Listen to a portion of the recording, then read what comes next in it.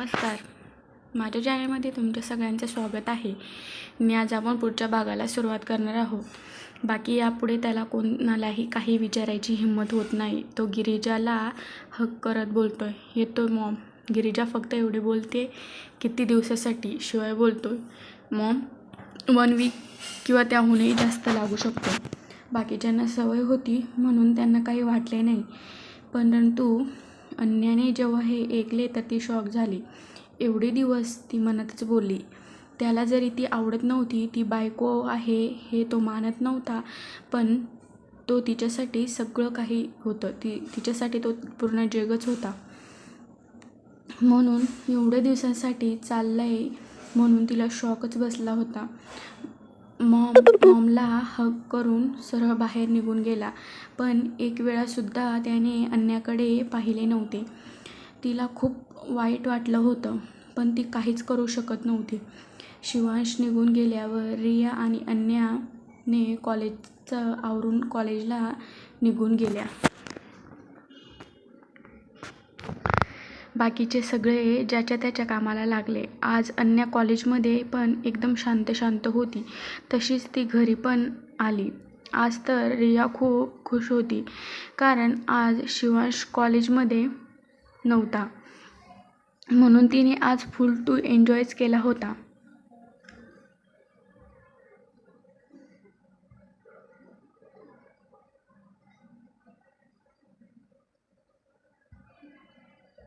घरी आल्यावर ती पहिले रूममध्ये जाते.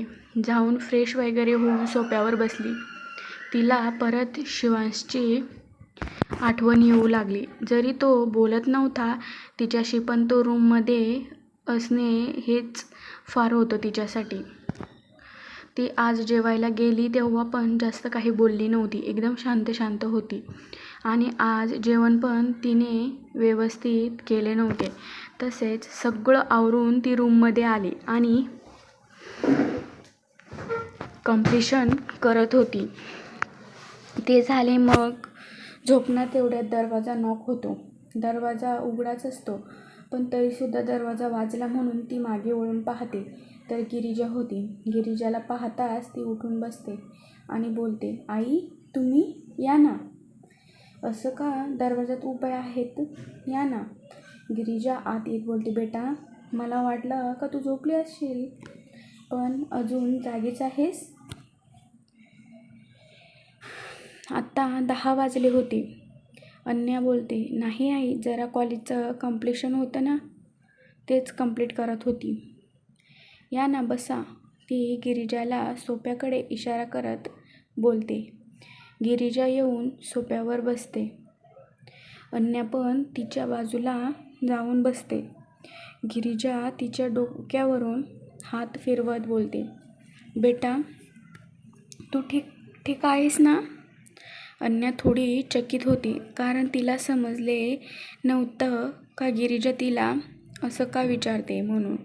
पण गिरिजाने तिला नाराज झालेलं पाहिले होते का ती नाराज आहे म्हणून. तरी पण ती होकार देत बोलते, हो आई मी ठीक आहे. पण आता गिरिजाला पण समजले होते ती असं सहजच नाही बोलणार, म्हणून ती पॉईंटवर येत बोलते, बाळा मला सगळं समजतं गं, मी पण एक स्त्री आहे, सगळं कळतं मला. पण तू धीर ठेव, एक दिवस नक्कीच तुझ्या प्रेमाने त्या दगडाला पण पाझर फुटेल. दगडाला म्हणजे ती शिवांशबद्दल बोलत होती. अन्या खूप चकित होते का आज आई असं का बोलते म्हणून, पण आज फक्त ती ऐकत होती.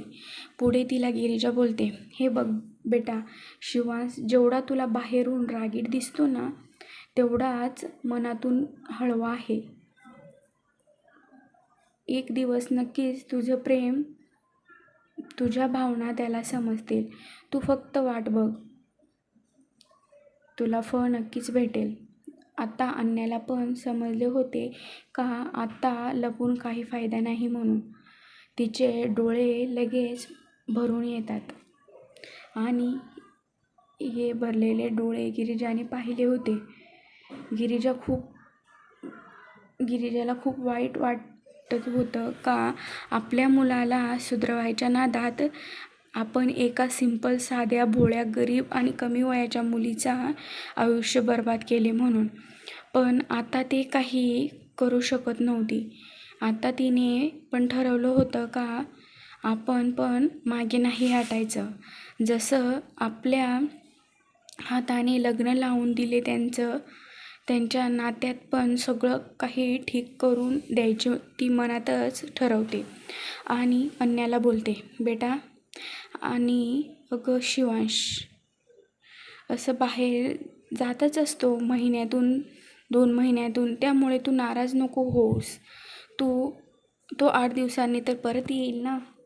पण अन्या फक्त अश्रू गाळत होती, कारण तिला तो गेलाय ह्या दुःखापेक्षा जास्त हे दुःख झाले होते का ती त्याच्या मागे मागे येत होती आणि त्याने एक वेळासुद्धा तिच्याकडं साधं वळूनही पाहिले नव्हते.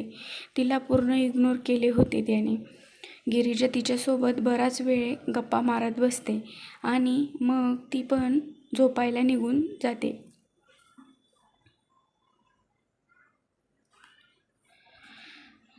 तशीच अन्या पण सोफ्यावर विचार करत पडते आणि झोपी जाते. आत्ता सगळं काही असंच चाललं होतं.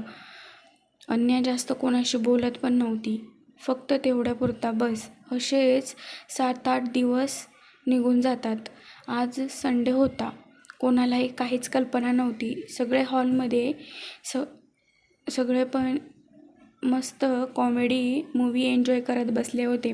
अन्या, रिया आणि शरयू सोबतीलाच गिरिजा पण होती, पण ती एवढं काही इंटरेस्ट घेत नव्हती त्यांच्यामध्ये.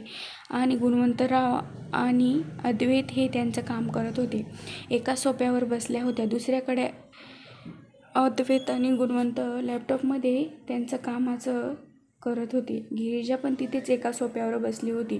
दुपारचे 2 वाजले होते. सगळ्यांचं लक्ष त्या मूव्हीकडे असतो. तसेच एक मस्त कॉमेडी सीन असतो आणि त्यात ते पाहून जोरजोरात तिघीही हसायला लागतात. पण त्यांना माहीत नव्हतं का मागून येऊन कोणीतरी हे सगळं पाहतंय म्हणून. शिवांश जोरजोरात पाय आपटत त्यांच्यासमोरच येऊन उभा राहतो.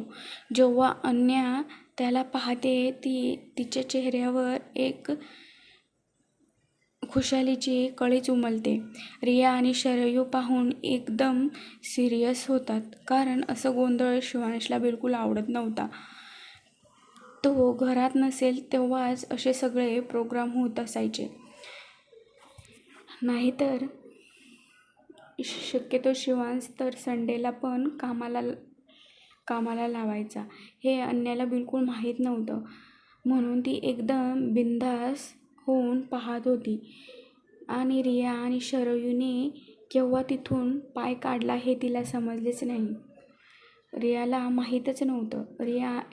रिया आणि शरयू हळूच तिथून सटकून गेल्या होत्या, कारण त्यांना माहिती होतं का असं जर पाहिले तर नक्कीच मोठी काहीतरी पनिशमेंट भेटेल म्हणून. पण अन्याला तर हे माहीतच नव्हतं. अन्या फक्त शिवांशला पाहण्यातच गुंग झाली होती. शिवांश एवढा थकून आला असून पण जराही त्याच्या चेहऱ्यावरचे भाव बदलले नव्हते. खूप अट्रॅक्टिव्ह दिसत होता तो आणि त्याच्यातच हरवून गेली होती ती. जेव्हा तो मोठ्याने गरजला तेव्हा ती भानावर आली.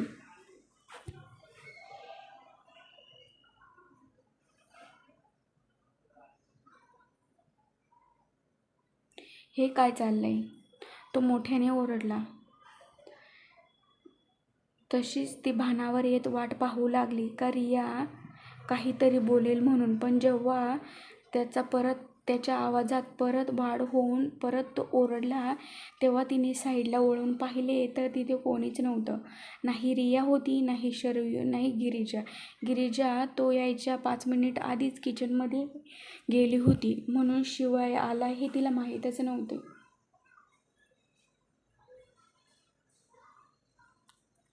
जेव्हा त्याचा ओरडण्याचा आवाज तिने किचनमध्ये ऐकला तेव्हा ती बाहेर आली.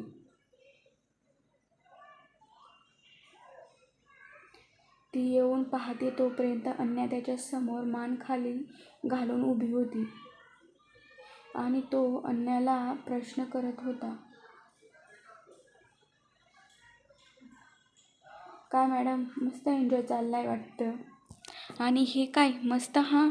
तो खाली पॉपकॉर्नचा पसाराकडे इशारा करत बोलला. रिया आणि शरयू एका भिंतीच्या आड लपून हे सगळं पाहत होत्या, कारण त्या घाबरल्याच एवढ्या होत्या का त्यांना अन्याचा पण विचार केला नव्हता, कारण मागच्या पनिशमेंटमुळे त्यांना चांगलीच छक्कड लागली होती. तेवढ्यात गिरिजा किचनमधून बाहेर येऊन हॉलकडे जात बोलते, बेटा शिवांश, तू केव्हा आलास? पण तो पूर्णपणे तिला इग्नोर करतो आणि अन्याला ओरडत बोलतोय, मी तुला काहीतरी विचारले, बोलता येतं का नाही? तोंड नाही आहे का तुला? शिवांशच्या अशा बोलण्याने ती थरथरायला लागली होती. तिला पण समजत नव्हतं का असं काय केलंय मी. गिरिजा त्याला समजावत बोलते, बाळा तू आत्ताच आलास ना, मग जाऊन थोडा आराम कर, लगेच असं हायपर नको होऊस. तिला अजून जास्त काहीच माहिती नाही, ती नवीन आहे आपल्या घरात. पण शिवांश तिच्याकडे पाहत बोलतोय, पण मॉम, तिने रूल्स तर ब्रेक केलेत ना, मग तिला शिक्षा तर भोगायलाच लागणार. शिक्षा नाव ऐकताच गिरिजा थोडी घाबरली, कारण शिवांश पनिशमेंट नुसती पनिशमेंट नसायची, तर आयुष्यात लक्षात राहील असं काहीतरी असायचं. कारण शिवांशला असं घरात एकदम बिघडलेल्या मुलींसारखं वर्तन बिलकुल आवडत नव्हतं. त्याला सगळं काही एकदम परफेक्ट सिस्टमॅटिक लागायचं. आणि टी व्ही पाहताना पण आवाज कंट्रोलमध्ये पाहिजे. आणि आज तर त्यांच्या टी व्ही आणि त्याला तिघींचाही व्हॉल्यूम घराच्या बाहेर नाही तर रस्त्यावर येईल इतका होता. आणि हॉल पण पूर्ण अस्ताव्यस्त झाले होते, म्हणून त्याला खूप चिडचिड झाली होती. त्याला त्याच्या आयुष्यात सगळं परफेक्ट लागत होतं. गिरिजा काही बोलणार तेवढ्यात त्याने हाताचा इशारा केला, तिला काही बोलू नको म्हणून. तसंही गिरिजा पण शांत राहिली. ती रिया आणि शरयूला पाहत होती का अन्याला हे असं वाघाच्या जाळ्यात ढकलून ह्या दोघी कुठे गायब झाल्या म्हणून. पण तिला दिसतच नव्हत्या. तिथे फक्त अन्या सापडली होती. अन्या तर फक्त खाली मान घालून उभी होती. ती काही बोलायला तयारच नव्हती.